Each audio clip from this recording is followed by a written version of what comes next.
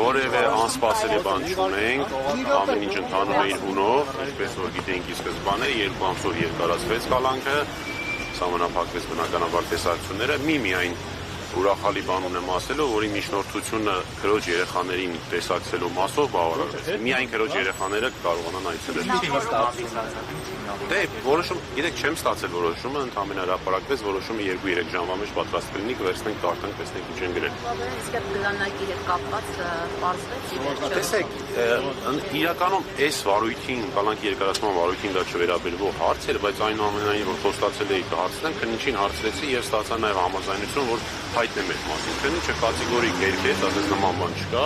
ոչ մի ապացույց չի կորել իրական վարույթ։ Ասում է թե այո, նա ասեցի կարող եմ հայտնել լրատվամիջոցները հարցնում են, ասեց այո, կարող եք, որտեղ դա խնդիր չի։ Հիմա այս փուլում չենք կարող։ Դա երբ որ ըստ էության քննության ժամանակն է, արդեն այդ ժամանակը տեսնենք։ Այս փուլում չենք կարող։ Բնականաբար, իհարկե։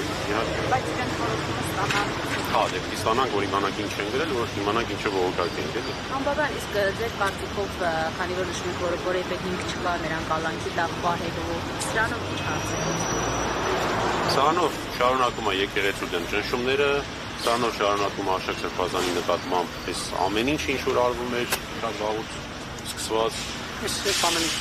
Այսինքն թե լինի ազատության մեջ ինչ կլինի, սրանով եւ եթե անազատության մեջ էին։ Այդ հարցերը դակ ապօրինի անազատության մեջ պահողներին եւ նման հրաման տվողներին։